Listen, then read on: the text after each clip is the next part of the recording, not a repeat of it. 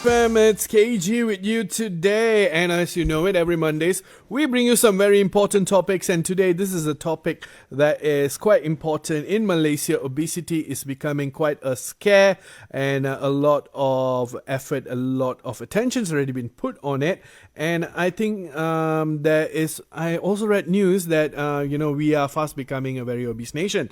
The thing is, today we're going to be talking about obesity and bariatric surgery. Joining us today is Dr. Devashini Krishnasamy, who is a consultant general surgery, and she's with the upper GI and bariatric. She's a surgeon under the UITM private specialist center. Welcome to the studio, Dr. Devashini. How are you today? I'm good, thank you. All right. Always a pleasure to talk to doctors because they have a rather interesting view of the world. And today we're going to take your view and your expertise about obesity and bariatric surgery. Now, I was very worried when this topic came about because I am actually in the obese class. Yes, I'm not shy to admit that. I'm 6 foot tall and I'm slightly more than I'm not going to say my weight on air. Huh? All right, so let's start off. What does it mean to be obese and how is it different from being overweight?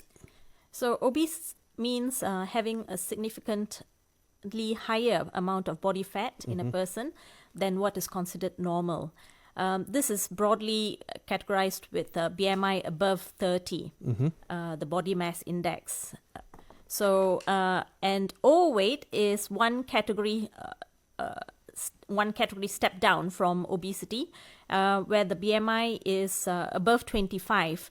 They still have a significant amount of body fat, which is unhealthy, however, to a lesser degree. All right. So, and this is like for the categories of the BMI, right? Like, for instance, BMI ranges from below 18 is underweight, then you have your normal, then you have your overweight, then you have your obesity, which is class 1, which is 30 to 34.9.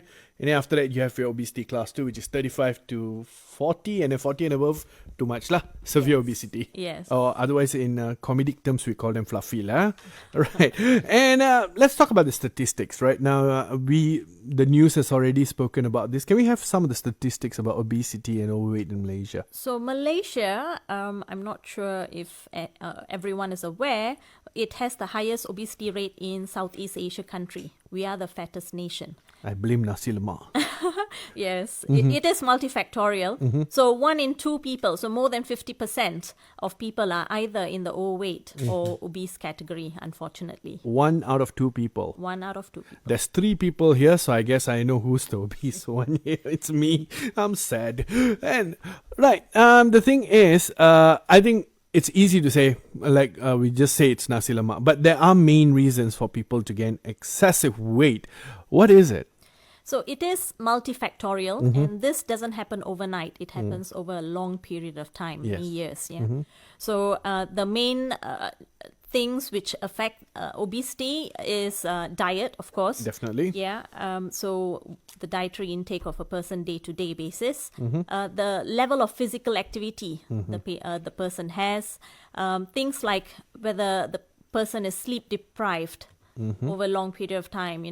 Example, patients do shift work, so they might not have a proper sleep pattern. Patients who are on certain medications which can induce obesity, or any other health conditions they may have which can induce the obesity rate. Things like stress, so emotional or mental stress in their day-to-day life, work life, family life, that can help increase the obesity rate as well. And of course, genetic factors play a role as well. Yep. If I'm not mistaken, genetic factors is over time they found out that it plays a very major role, especially in weight gain and other issues as well. But I was very surprised when you said medicine. Like sometimes certain medicine do make you gain weight. Yeah. So that is quite interesting because, but we don't use it as say an excuse, like, I took this medicine and gained weight. Yeah, we're not going to use that as an excuse. Yeah. Yes. All right. So, how about health problems that obesity leads to?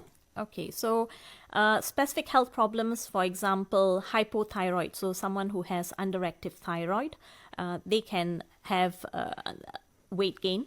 Okay, things like patients who have PCOS, so polycystic ovarian syndrome.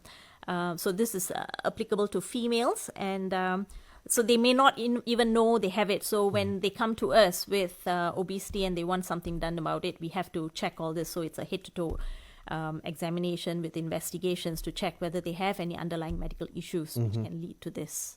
Understood. And you know what? For all our TikTok viewers, if you do have questions regarding obesity and bariatric surgery, you can definitely send them if it's pertinent, if it's important, and if it's accurate. And we will be more than happy to ask the doctor about it. But right now, what we're going to do is we're going to be taking a short break. We're going to listen to a song. And once we come back, we're going to be talking about bariatric surgery, because that is the other part of this interview. We're going to be talking about the surgery itself, like what is it? Because even hearing it sounds interesting, so we'll talk about what it is. But right now, let's take a short break. Currently in the studio today, joining us is Dr. Devashni Krishnasamy, Consultant General Surgery, Upper GI and Bariatric Surgeon with the UITM Private Specialist Center. We are talking about obesity and bariatric surgery. Don't go anywhere. This is Health on TRAXX.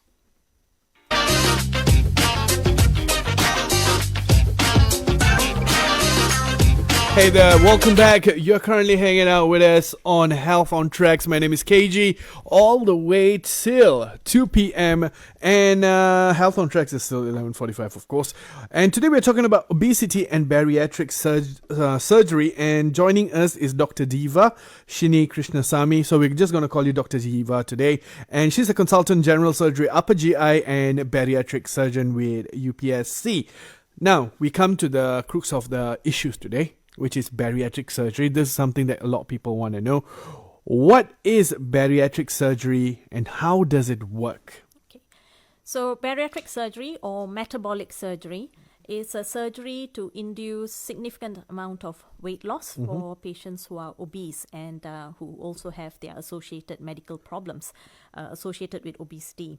So this we do by reducing the size of, so we change the configuration of the digestive tract, and this we do by reducing the size of the stomach, so the patient would be able to consume far less than what they were used to.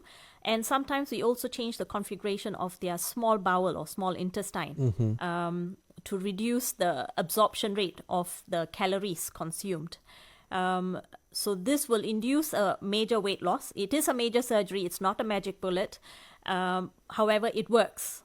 From all the different types of weight loss methods we have, surgery has been proven time and again to induce the most significant weight loss, and also to reduce the risks of their associated medical issues. Understood. Because obesity is the gateway thing, right? You get high blood pressure, you get diabetes, you get kidney issues, higher chances for stroke, heart attack. Oh my God, the list goes on and on. And 1 out of 2 people in Malaysia is currently obese. Yep. Scary. And as you said, it is a major surgery. So is it invasive, non-invasive? So it is invasive. What we do is it's a laparoscopic surgery, minimally invasive. Minimally invasive. So it involves small cuts, about 1 to 2 centimeter cuts in the part of the abdomen to put in our surgical instruments, and we operate with the aid of a camera or a TV screen. Yeah, so it's not a big surgery. I mean, it is a major surgery. However, the cut on the abdomen, on the aesthetic side of things, it's not a big cut. All right. So you spend a lot of your time looking at a TV screen. Yeah, we do. I'm surprised you don't need glasses. Right. So who is not yet? Who is a good candidate for bariatric surgery? So anyone who is above the BMI of 30, plus or minus with their associated medical issues, which some of the things you listed just now, and also someone who is highly motivated, wanting to make the life-changing decision for themselves, and able to follow what we have prescribed in terms of dietetics and change in overhaul in their lifestyle in terms of physical activity, post-operatively especially. Right. And as we were talking off air earlier, you did mention a couple of types of weight loss surgeries available, or as you said, metabolic surgeries. What are the different types of weight loss surgeries available? But within Malaysia, of course. Okay. So the common ones we do would be the sleeve gastrectomy, which is what I mentioned just now, making a small pouch in the stomach. So we remove about 2/3 of the stomach, redundant stomach. So they only will be able to consume a small amount. And then you have the bypass surgery and the variations of bypass, where we create a highway, as to say, of the small intestine. So it bypasses a long segment of the bowel where the absorption doesn't happen. Yeah. And there are many variations of these surgeries. But mainly we do, the bypass and the sleeve gastrectomy in Malaysia. Just moving slightly off scope for a bit, are there any risks? Okay. So as like any other major surgery, everything comes with a risk.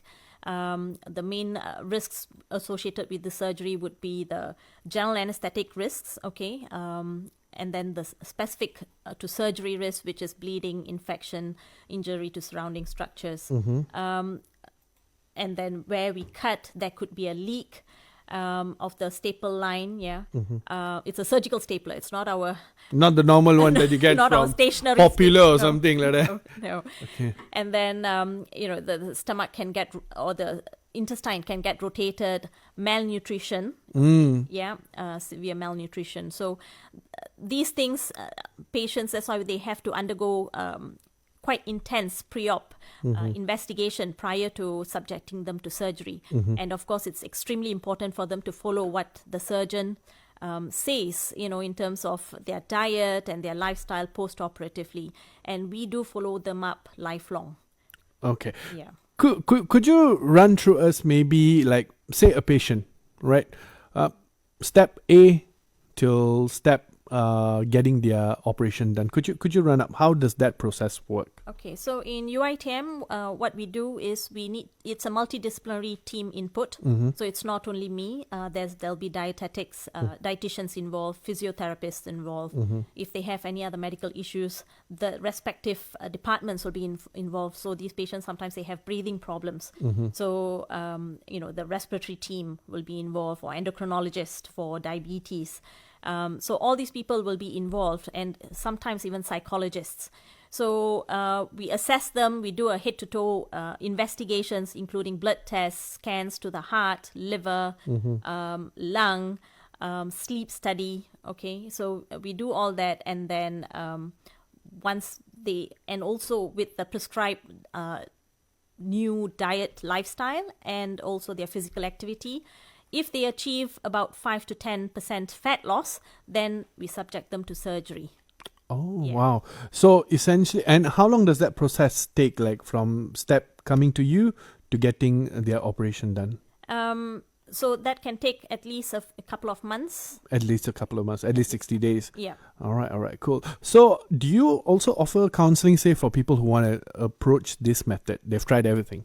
Yeah. But do you still try to, because this is like the final step, right? Yes. Like, do you offer counseling to people who would like to try stuff like this? Yeah. So when they come to us, to me in clinic, I'll take about 1 hour plus with them, sitting down with them and having a proper chat. And this is in a busy clinic. But I do need to put that time with them just because they fully understand what are the implications involved, and they really need to want this, for us to move forward.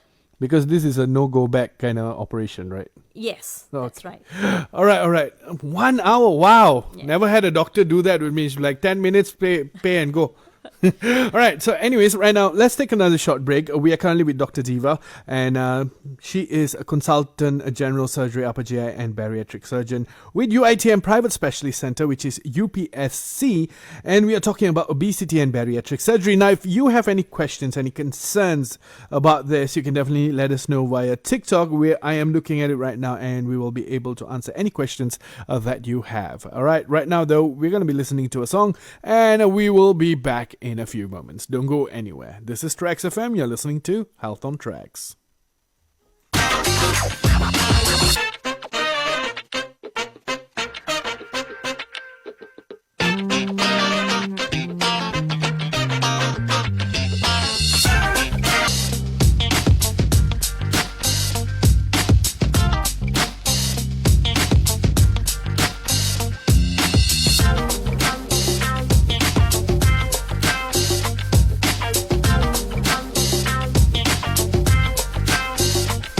is Danity Kane's Damage. Welcome back to Health on Tracks. Today we are talking about obesity and bariatric surgery with Dr. Diva Krishnasamy, and we are talking a lot about it, and even off air we are talking about it. If you do have questions, then you can check with us on TikTok. But right now, while we were off air, we were talking about medical financing for this surgery. Could you explain to us about that? Okay.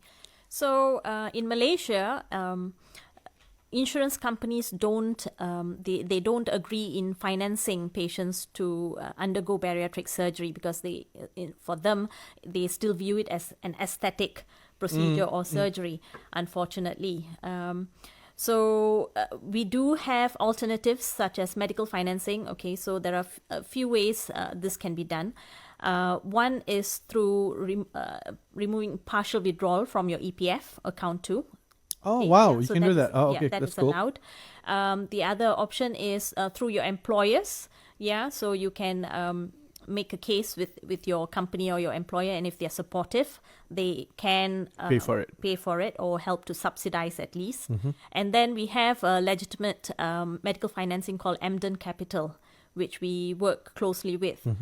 So they help to finance. It's something like personal loan. Okay, so it's legit. It's not Along based. So they do help to finance medical procedures or surgeries which are not financed by the traditional insurance companies. Emden Capital. So look it up. And there are also government options. And government options, yeah. So the JPA, but it's more of a pay and claim. So they pay for it upfront, and then we need to fill up some forms for them to be able to claim for it. But Yeah. still, as you said, on the private market, it can cost up to 30,000 ringgit. Yes. Or even more if it's a different hospital. That's right. All right. And this is something I really wanted to ask, right? So say a person has already got the surgery with any one of your team. How long does it take for them to actually start losing weight? So almost immediately, they will start losing weight already. The maximum weight loss happens within the first 6 months of surgery. And then once after the 6 months period, it'll start plateauing, and the steady state will be reached around 2 years post surgery. So within the first week, they will notice their body feels lighter, and they would be able to wear their old clothes, which they're not able to wear before. But however, after the 2-year mark, it will start plateauing. And if they don't change their lifestyle, okay, in terms of their dietary, in terms of their physical health, then the weight can creep back on. Oh, no. Yeah. So as I said before, it's not a magic bullet. Okay, it is a life-altering surgery, major surgery, but patients will need to be highly motivated to change their life 180 degrees for it to last lifelong. I also read they need to take supplements, right? Vitamins and all of that Yes, that's after right. that. Depending on what surgery. So bypass patients, yes, we do put them on lifelong supplements. This is to counteract any possible nutritional deficiencies they may have, micro or macronutrients. Yeah. Because as you said earlier, you do remove a part. You bypass a part of the absorption Yes. of the small intestines. Yeah. And this is a very important question, I believe, and this is a question that you sent to us. Is weight loss surgery a lifelong solution for obesity? It's not a lifelong. So as I mentioned, it's good for the first 2 years. Yeah, so it reduces that significance. These patients, they are so large that they find it difficult to move around, and even if they're motivated, they cannot do the things they want to do to make their lives better. So we help them by getting the weight off their body. So after that, then they can start moving on their own, and hence they need to be motivated to change their lifestyle. So their mindset has to change. If this does not break doctor-patient confidentiality, this is something I just want to know. What was the weight of the largest patient that you work with? So I've had patients with BMI over 60. So It goes that high? yes, BMI over 60. Wow. So anything above 50 is known as super obese category. So you have class 1, class 2, class 3 obesity, and then you have the super obese, which is above 50. So I currently have a patient who's currently, in that category. 60, that is scary. Yeah. But let's hope that the surgery works out well for them and they get to a better version of themselves. what changes should a person expect in their daily life after the procedure? So in terms of daily life, their diet, of course, the type of food they consume, and also the physical activity, has to increase. Apart from that, they have to watch out for malnutrition or nutritional deficiency. So eat the right thing. Don't load the carbs. They have to pay attention or give importance to protein. Yeah. More than carbs. And then, so it's protein, fiber, and then carbs at the end if you have any more space left. For our listeners, carbs is rice and bread. And then, of course, not to consume any sweet drinks.